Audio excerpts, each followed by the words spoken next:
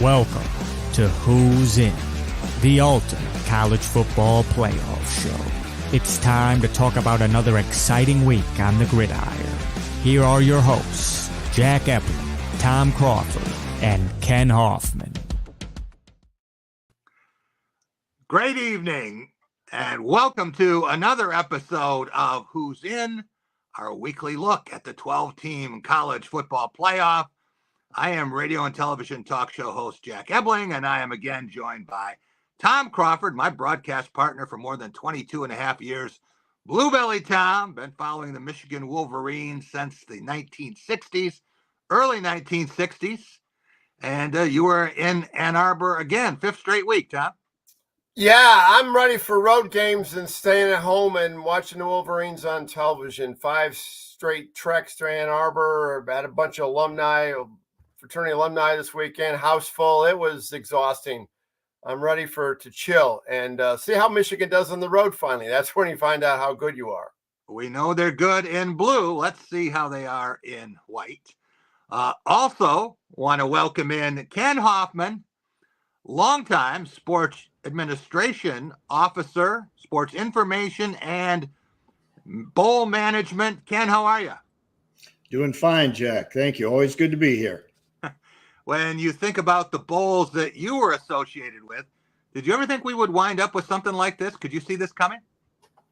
Well, we all thought that there would be an expansion. No one just knew how far it would expand. And of course, now we've gone to 12, which I think is very nice. And might not be done expanding yet, Tom. Could have 16. Who knows? Yeah, I guess, and I've been one that floating that that'd be nice. And I know you're a big proponent of the first round bye, but let's see how the 12 goes. I'm super excited because it's up and down, and that's the crux of this show. And I had some switches when we get to that point of the show, as far as who's at the top. And a team plays really well, and they're at the top, and they fall down. That's what the CFP is in my mind. My original idea with this, guys, was that the best number was 6. And that would allow for more than the 4-team playoff, and the conferences would not be left out. You would have room for one at-large team. And I thought it would put such a premium on the conference championship games that those would basically be elimination games. But you have to win your conference to get in. And if you don't win your conference, see you next year. No one was listening to me as usual. Ken, when you talk about the way this has gone, there's a lot that fans are still trying to wrestle with, some of them not aware of. Let's take a look at how this bowl season is different from the past. And what do you think the biggest point of contention is, the biggest thing that a lot of fans would not know? Well, the most important thing, there are really 2. Number one is that there are 5 automatic bids within the 12-team bracket. Those 5 automatic bids go to the top 5 rated conference champions. So that's going to be the Power 4 conferences. That obviously is the ACC, the Big 10, the Big 12, and the SEC. Those 4 champions will be joined by the next highest ranked champion by the selection committee in December. So they'll be joined by 7 at-large teams, and the Power 4 champions, of course, are going to be seeded 1 through 4. They'll be the 4 highest ranked conference champions. Depending on their order of ranking by the selection committee, the highest ranked will get the number 1 seed, the next highest ranked, the 2, and so on. Then, of course, the most important thing after that is that there is no limit anymore on the number of teams that can be there from any conference within the 12-team field. And we're going to give a week-by-week snapshot of what the bracket would look like each and every week. We'll get to that a little bit later, and we have a very special guest joining us here in just a couple of moments. But, Tom, I don't know that we're going to see a more impactful September game than the one last night in Tuscaloosa. It was actually a couple of games in one. 28-0 lead for the Crimson Tide, and then back came Georgia. Both teams went to the top of the heap in terms of my perception of their abilities. I mean, Georgia went up in stock with me following that game. I mean, I had, because Georgia's win over Kentucky got a little bit amped up a little bit. The fact that they beat Ole Miss in Oxford. I mean, things like that I look at. But wow, that game was so doggone entertaining. And Ryan Williams, that dude, that flat out dude from Mobile, Alabama, he is a stud, man. And then they had that freshman, the other number 2 on the defensive side of the ball, make the pick to close it out. And Alabama is dripping with talent and new coach. I guess just Nick Saban hanging around Tuscaloosa. Maybe that's a secret sauce. I don't know, but that was one entertaining game, guys.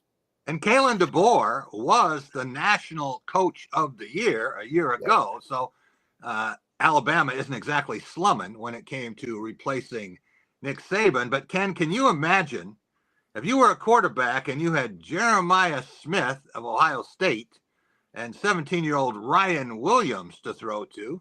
Michigan State's Nick Marsh nearly had 200 yards in a game at age 17. Why are so many great receivers so young these days? Yeah, it seems like they get better and better all the time, and they're all catching it with one hand. Yeah. It's pretty amazing to watch.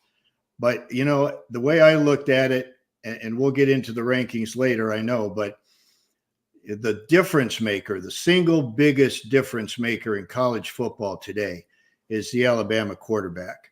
I mean, he just puts so much pressure on a defense. Yeah. Is he going to throw it? Is he going to run it? Is he going to hand it off? Is he going to keep it? And, of course, that was displayed very visibly, and especially in the first half when they went out to a 28-0 lead and 30-7 at halftime. But to Georgia's credit, they turned it around, actually took the lead with just over 2 minutes to go before the final touchdown by Alabama to put it away. But Alabama impressed me a great deal. Tom, Texas got the best of Bama last year in the regular season to the point that they were actually considering benching Jalen Milroe. And then Michigan beat him in a national semifinal. So he's not unbeatable. No, and Jalen Milroe going into this season was, there were some people, I don't know about this cat, because he had some dominating games last year, but then he had the couple ones that you mentioned. And who knows? Well, who knows what the future? I mean, we're only 5 weeks in, but that thing really stood out, almost 400 yards passing and what he did running, and he poses so much threat to a defense.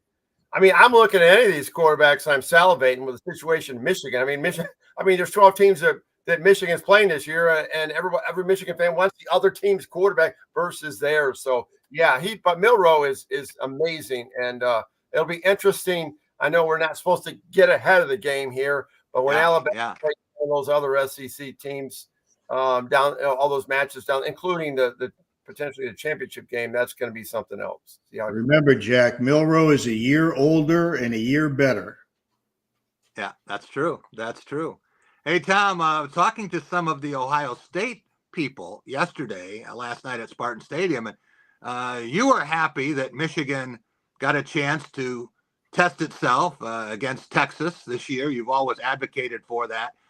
Ohio State begins a home and home with Texas, and then has a home and home against Alabama, and then it takes a 1-year break and has a home and home with Georgia.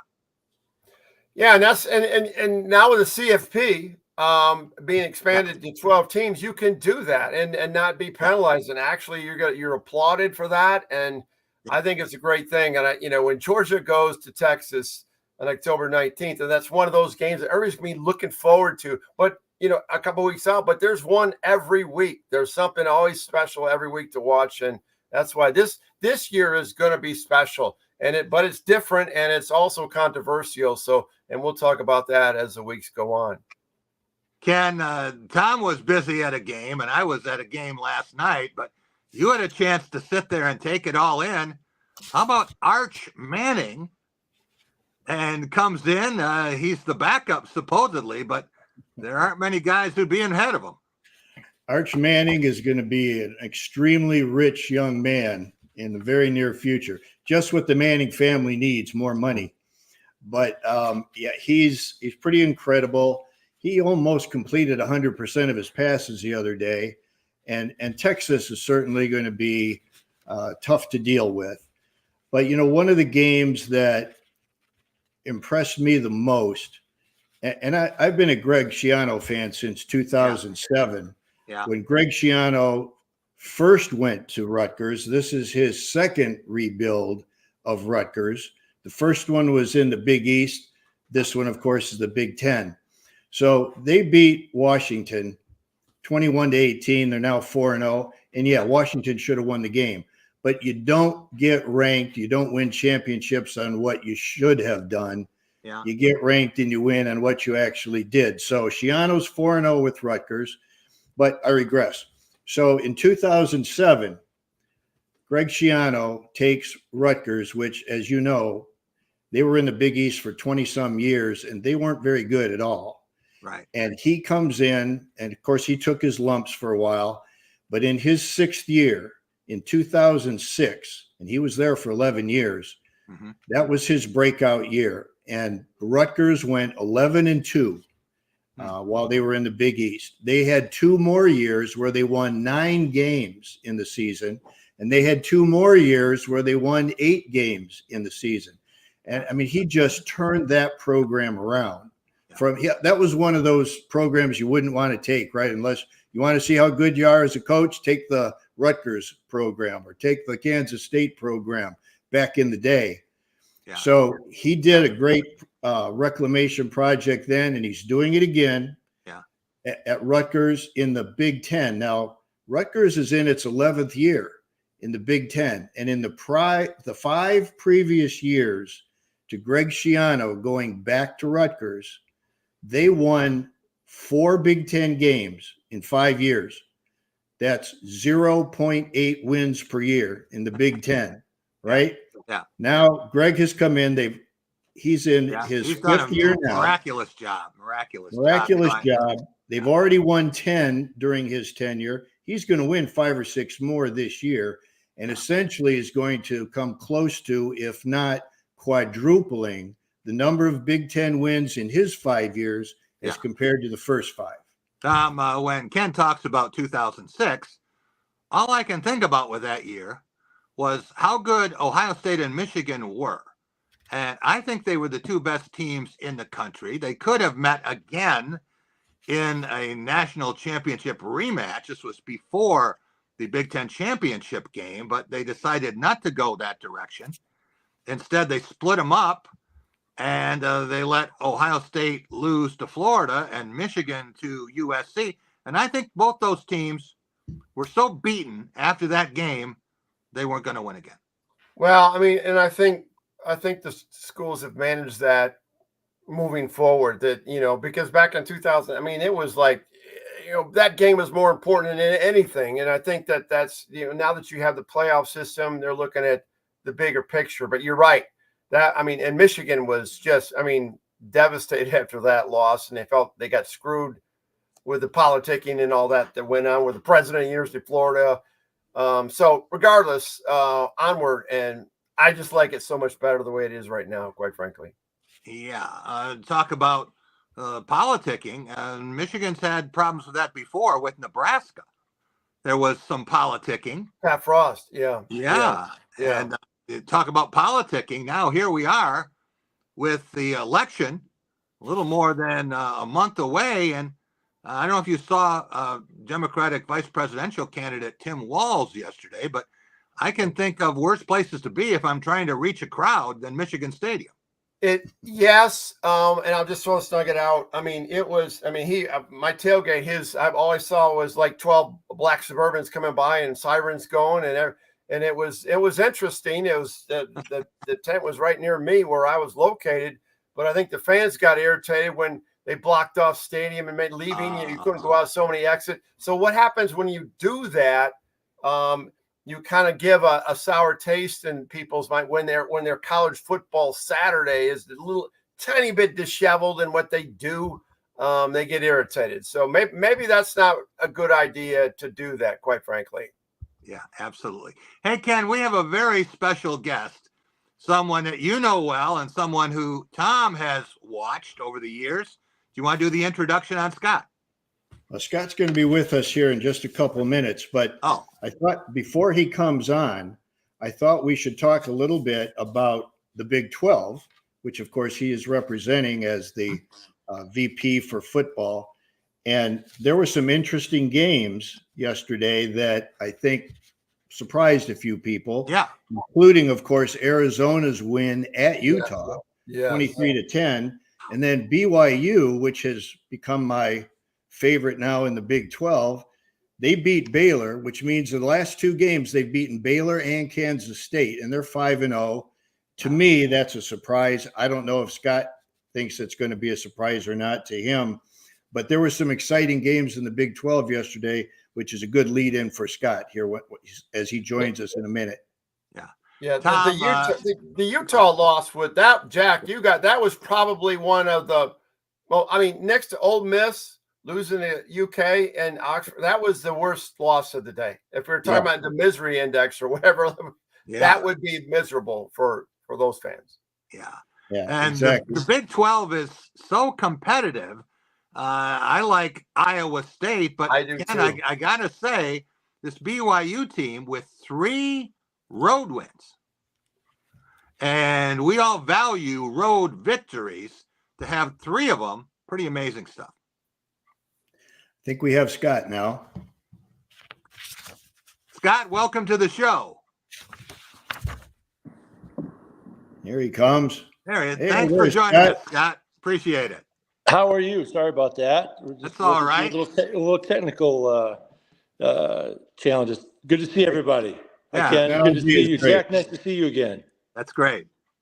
Good to see you, Scott. So want to bring Scott Draper in. Scott is the vice president for football operations for the Big 12 Conference. So among many responsibilities, he handles the Big 12 scheduling, officiating, the Big 12 championship game, and bowl relationships, which obviously is very appropriate for this podcast and this show. There's something special I want to talk about, Scott, with regard to the Big 12. I'm going to have him comment on it. But first, I want to finish letting everyone know that this is his second year in the Big 12 office. And prior to that, for 8 years, he served with Mike Oresco in the American Athletic in a very similar capacity as the associate commissioner for football.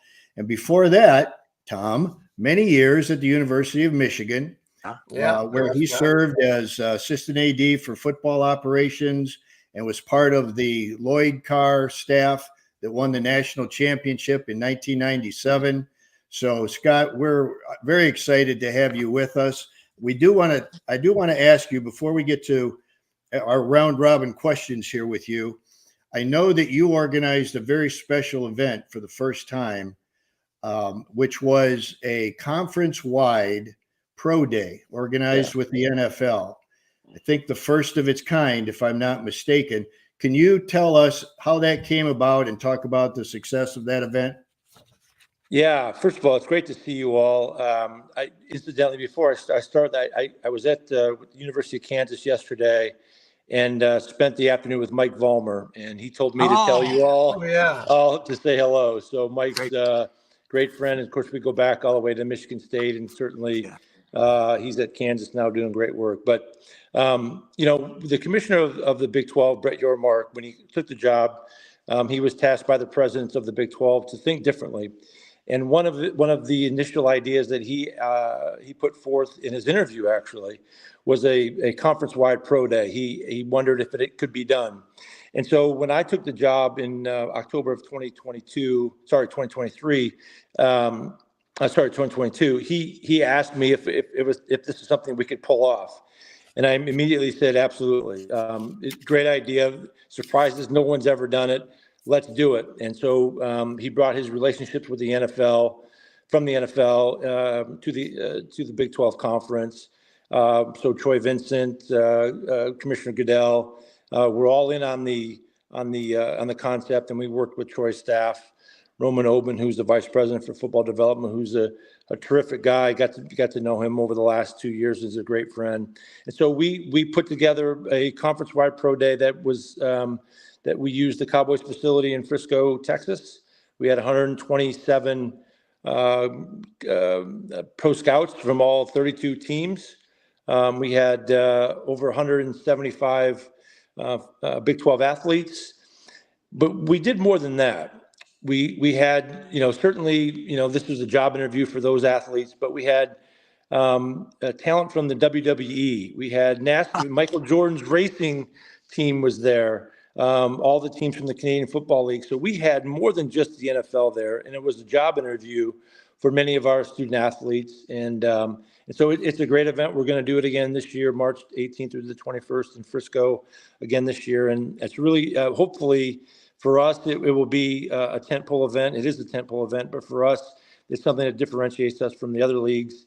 And certainly the NFL, if you've ever been to the NFL draft in Indy, it's quite different than it used to be. And the NFL is hopeful that these types of events will be more prevalent going forward. So certainly a great event for us, and super excited to get into year 2 of it. And Scott, I wouldn't be surprised if other conferences follow suit. I mean, I can't imagine not doing it after you showed them the way. But let's talk about the Big 12 here, Scott. There are 5 undefeated teams in Big 12 play, 2 undefeated overall. Some have played 4 games, some have played 5. And there are 7 more with 1 loss overall.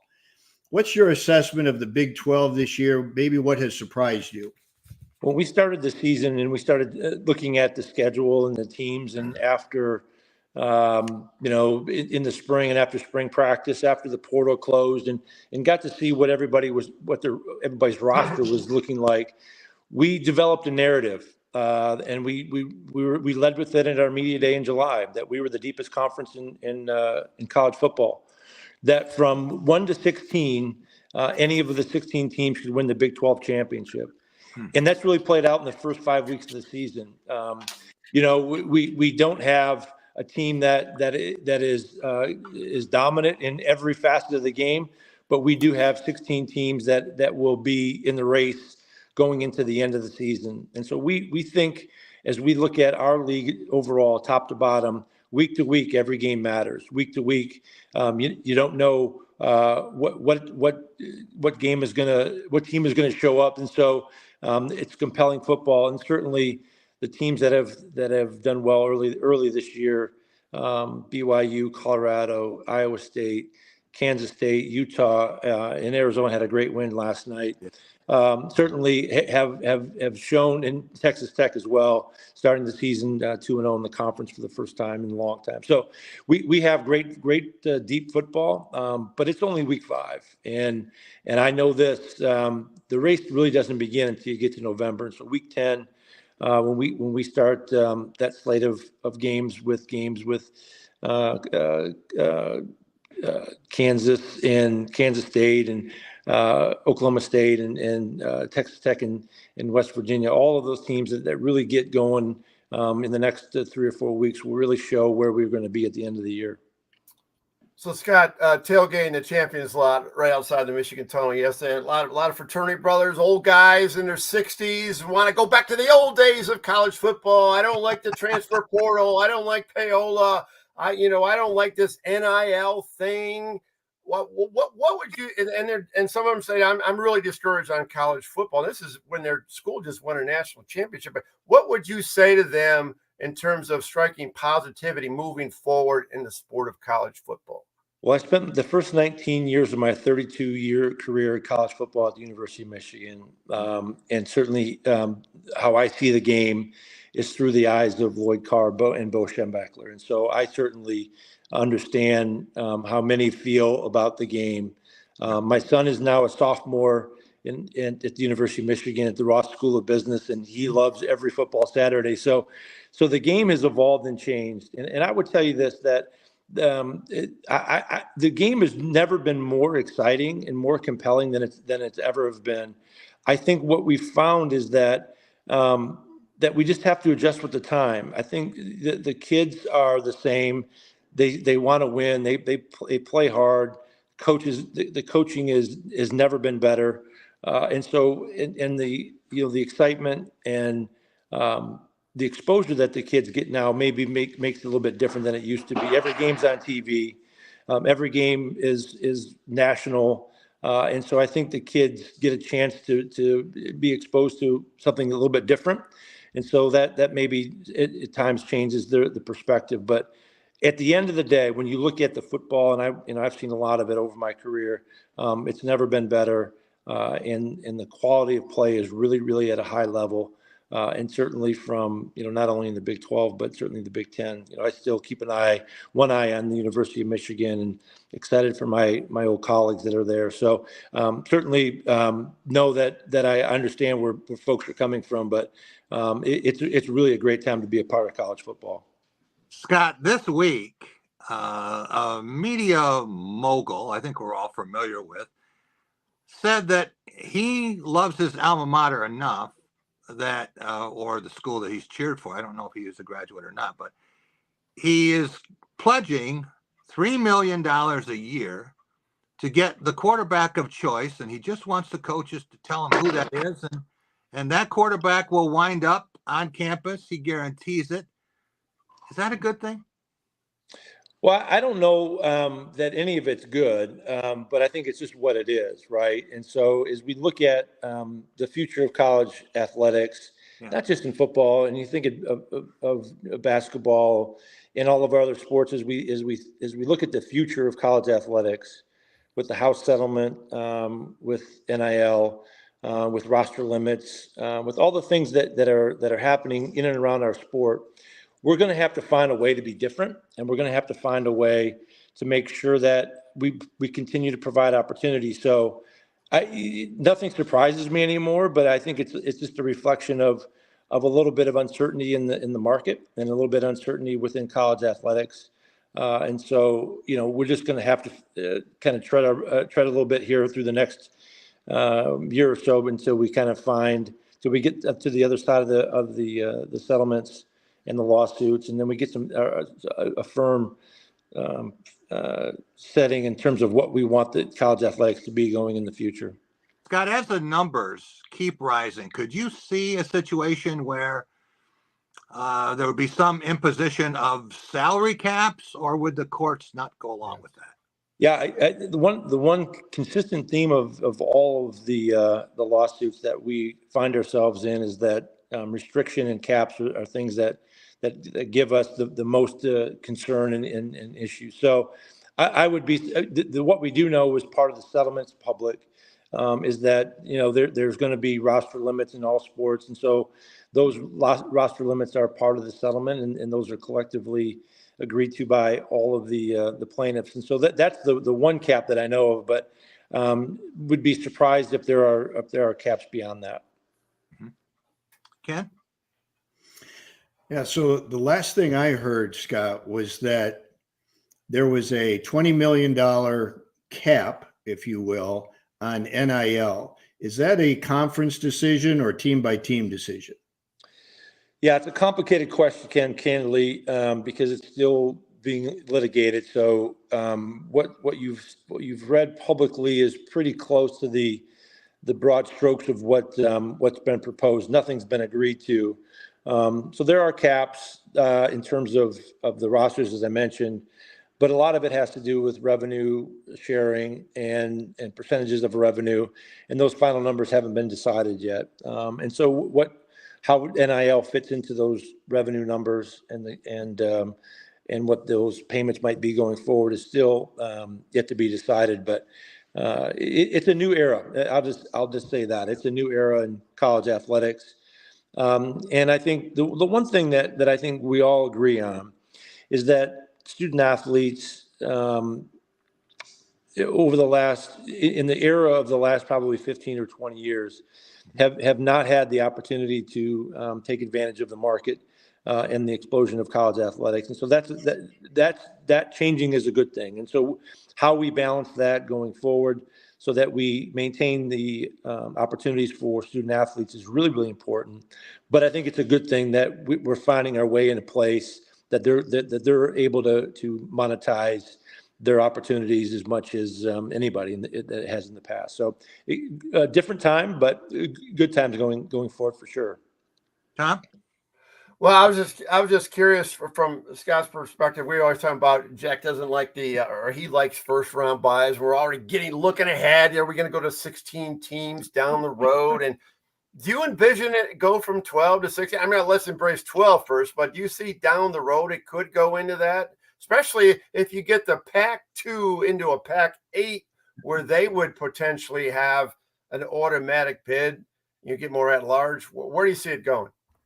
Well, this is a whole different podcast, so we could talk for how much time do you guys have? You want to talk about this, but let me just start where we are for the next 2 years, and that is that we're a 12-team playoff. The top four highest ranked conferences get a first round bye, which will be interesting to see how that impacts the overall the overall semifinals, given that those first round games are going to be really, really compelling and really, really important. And so, but I think that the games on campus, candidly, are going to be unlike anything we've seen in a lot of different ways, not just from an excitement standpoint, from turning the campus upside down in the middle of December when it's never hosted a football game, but simply that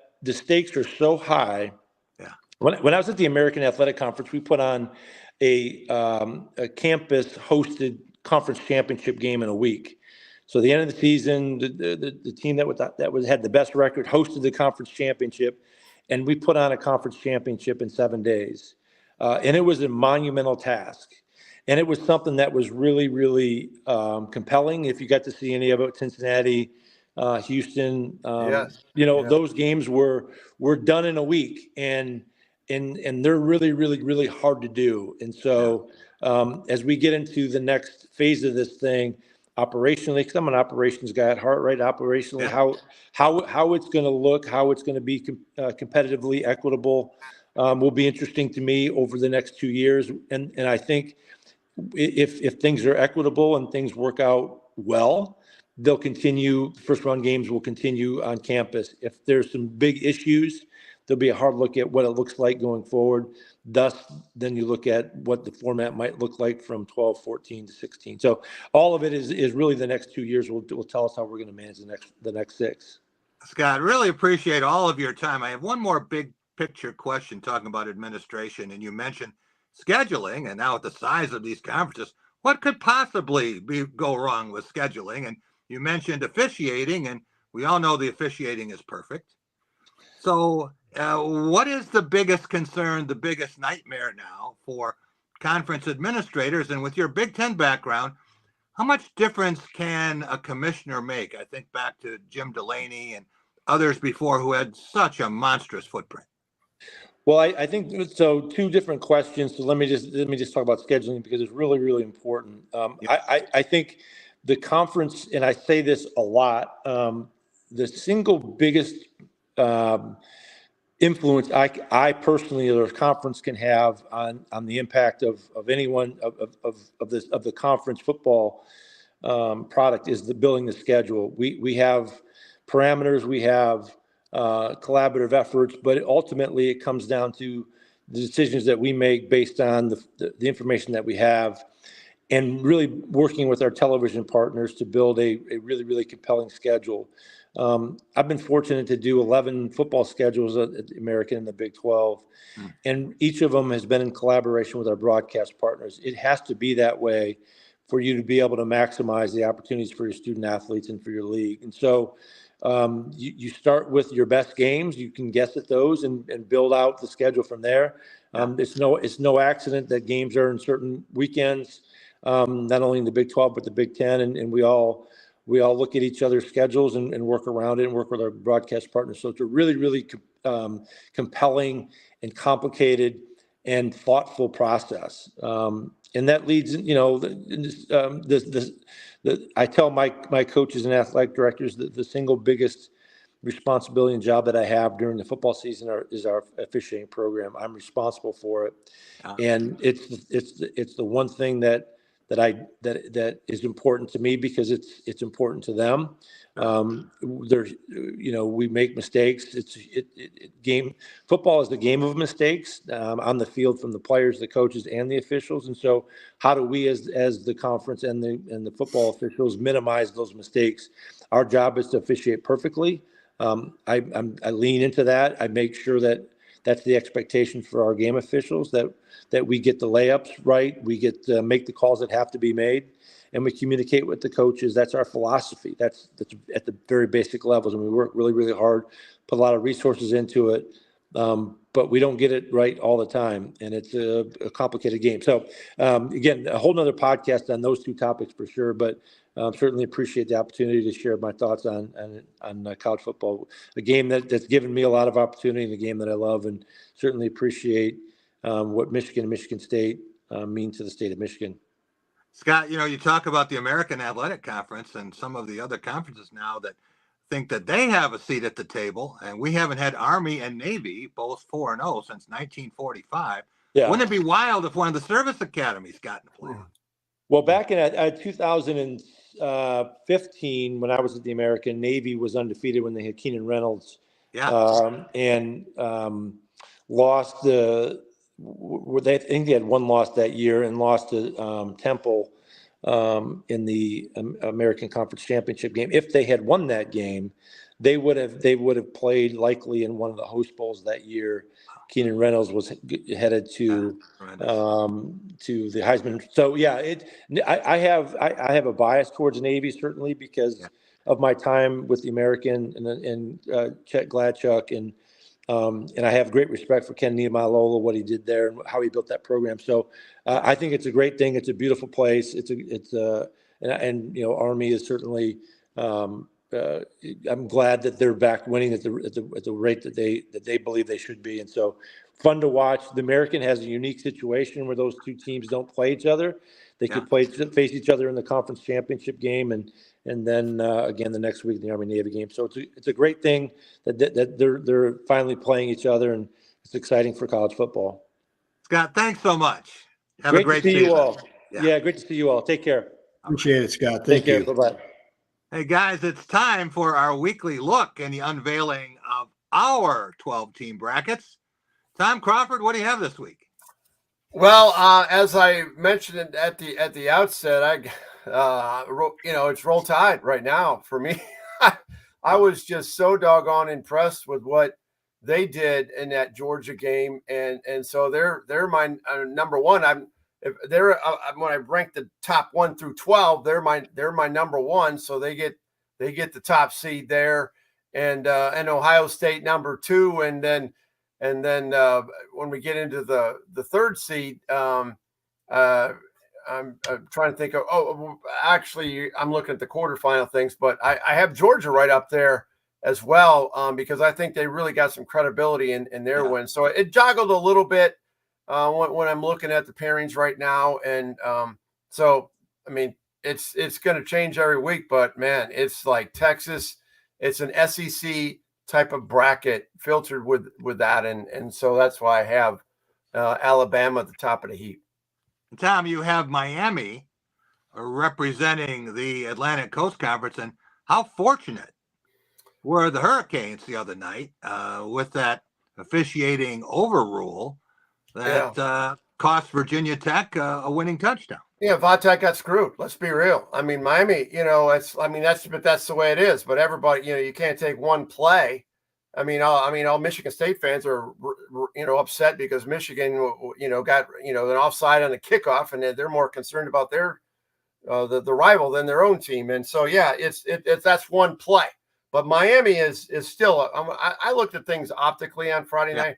Boy, they're really good. They got athletes, and I love athletes, and I see them and Clemson battling for that ACC. Watch out for Clemson. I have them moving up in my poll. There's my poll. That was what I was looking for earlier. There you go. To show people how I switched it around, because Alabama, was down a ways, and here Texas didn't do anything wrong this weekend, and they slipped down to number 2. But when you look at that's shows you that the thing is pretty volatile on a week by week basis. Yeah, and I think you and I both have Iowa State representing the Big 12 in there, and there are lots of ways that can go, as Scott alluded. Ken, I'm going to give mine now, and then we'll set it up for you, and you can tell both of us where we're crazy.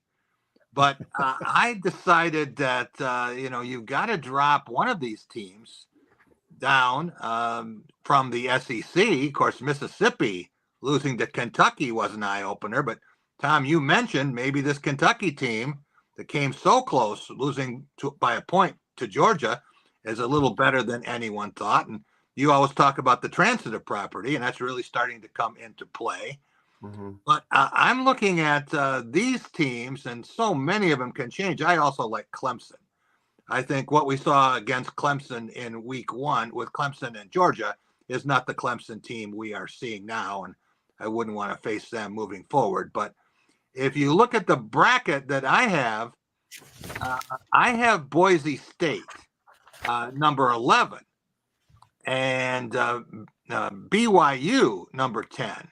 So Boise State is going to be my group of 5 team that would get in, and just ahead of Clemson. It's odd that the group of 5 team would be in ahead of a conference runner-up, but that's the way I have it now. And how about an 8-9 matchup?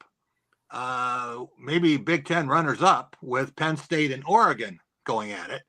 Unless Ohio State is going to take a back seat, probably both of them could not make it into the Big Ten championship game. Ken, how do you see this playing out? It is so competitive, especially at the top. This year, I think there's just great strength in the top 12, 15, maybe even 20. But I, too, have Alabama number 1 after that win last night. I have Ohio State 2. Mm-hmm. They would get the 2nd seed. I actually have them ranked 3rd, and Texas ranked 2nd. Right. But Georgia is my number 4 team, and it's hard to list them as low as number 4. Yeah. But based on the results, and as you mentioned, the 1-point victory over Kentucky and then losing last night, I think you have to keep Texas and Ohio State ahead of them. And I think Tennessee, even though they had a bye this week, I have them ranked 5th as far as the rankings. Now in the seeding, you'll see that they're 7th. And then Miami 6th. Those top 6, Alabama, Texas, Ohio State, Georgia, Tennessee, Miami. Boy, I think you can throw a blanket over most of them, if not all of them. And you could even include Penn State, Oregon, and perhaps even BYU. I think it's that tight. But when you look at what the seedings would be based on my rankings, I would have number 9 seeded Oregon going to 8 seeded Penn State, and they would play the number 1 seed Alabama. And then I've got UNLV instead of Iowa State. And it could certainly end up that way, but I've got UNLV right now. They look awfully good, and especially at 5-0. Mm-hmm. They would be my 12, and they'd be going to Texas for the right to play BYU at the number 4 seed position. Mm-hmm. Then I kept Missouri in the top 12. They're 11 seed. They would go to number 6 seed Georgia for the right to play number 3 Miami. And then I have Kansas State at 10 in the 10 seed, and they would go to the 7 seed Tennessee for the right to go play Ohio State. So similar to the previous few years, but there are a few weeks, but there are some definite changes in it as we take a snapshot week to week of what it would look like. Tom, how strange would it be for the last spot in the playoff if we had an Army-Navy championship game with 2 unbeaten teams, and then they turn around and play again the following week after the conference championship? And don't sleep on Army. That is such a tough team to prepare for. And if they can win at Notre Dame, I like their chances to go 12-0. Yeah, and then it's going to get complicated because what if UNLV is that group? Yeah. I mean, UNLV absolutely pulverized Fresno State Yeah. who played Michigan a lot more competitive than they did against UNLV. It's like, this is where it gets a little sticky, and because I'm looking at this, I look at the caliber of competition. Yep. Is Army still playing Lehigh and teams like that over the course of their schedule? And so I look at the big picture, and so I don't know, but I do think that this is where the expansion and getting more teams in there. I know, top it off at 16, get a few more at-larges in there, might, where it's just not one group of 5, because maybe there's warranted. And then who is that group of 5? Is the new Pac-12 going to be a group of 5? Is Washington State and whoever joins them, is that going to be a group of 5? So it's going to be interesting moving forward, because that's going to happen, it sounds like to me. Ken, I know you have a soft spot in your heart for non-power conferences and for conference champions, and you ran a bowl game successfully that dealt with a lot of those schools. But I would rather have a 12-0 conference champion, whether it's James Madison or whomever, in my 12 than I would the 5th place team from the SEC or the Big Ten. If you can't make the top 4 in your conference, and there's a 12-0 team out there, unless they're playing some intramural teams, I think they deserve. That's what it depends on their schedule, though. Yeah. That's the bottom line on this. The integrity of the competition is what you're evaluating. A lot of times, the teams that can't get games with big time opponents, Ken, you know this, they try to play bigger teams. A, they want the payday, and B, that's the only way they can get any credibility. But I mean, you got a team like James Madison or now UNLV, do you want to play them? Well, that's a big question. Do you want to take the chance of getting beaten by a team that you should not in any way, shape, or form be beaten by? Yeah. But I think, Tom is right. And I know you agree, Jack, that strength of schedule is really what it's about. Last year when Liberty was ranked 28th, and they would have been in a 12-team playoff had we had it last year. Right. I'm not sure they really reached out and stretched themselves in terms of schedule. Now, maybe nobody would schedule them. I don't know that. Yeah. But I think it's important to have that strength of schedule. That's why I have UNLV right now at the top of my group of 5, and I've got Boise right there at number 2, and then Navy and Army and James Madison. That rounds out my top 5 now after the 5th week of playing football. Well, the good thing about Army and Navy, Tom, they can show what they can do against Notre Dame. Yeah, that's true. And you made a good point about Army playing Navy, back to back. Well, I mean, Michigan, Ohio State technically could play 3 weeks in a row. I mean, it's possible.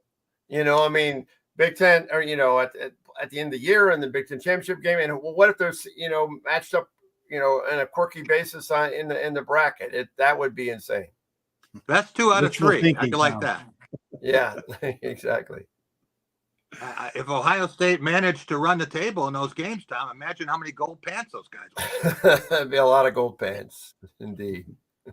Guys, I want to take a quick look at week 6. And maybe not a game quite like Alabama, Georgia, but still some very interesting games when you think about Missouri and Texas A&M. That's a tough place to play, as you know, Tom. Kyle Field, good luck with that one. Louisville bouncing back, trying to get back, but SMU is very tough, and Louisville lost in South Bend. Ole Miss trying to beat South Carolina, and South Carolina beat Kentucky 31-6. Yeah, that's a weird game. I mean, and Ole Miss has an opportunity.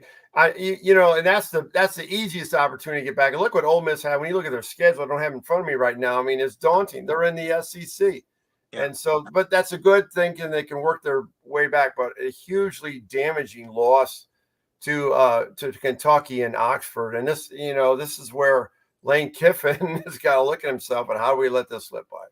And Ken, I look at those last 2 games, and Rutgers, undefeated, is a 7-point underdog at Nebraska.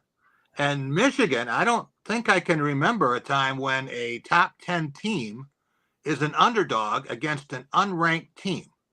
Yeah. Well, because they don't score. Interesting matchups. And don't fall asleep on Rutgers or Nebraska. I expect that to be a whale of a game.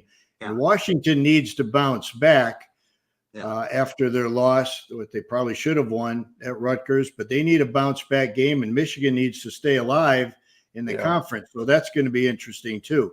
But maybe the most important thing about next weekend is our guest next weekend. Yeah. Either going to be Sunday night or Monday night, but we have the new Big Ten commissioner, Tony Petitti. So all of our viewers and listeners need to be sure to check that one out next weekend. We'll look forward to that. I want to thank our panel, Tom Crawford, Bluebelly Tom, and Ken Hoffman. Great work with bowl games here and in athletic administration. I am Jack Ebling saying, enjoy the football. We'll see you next week.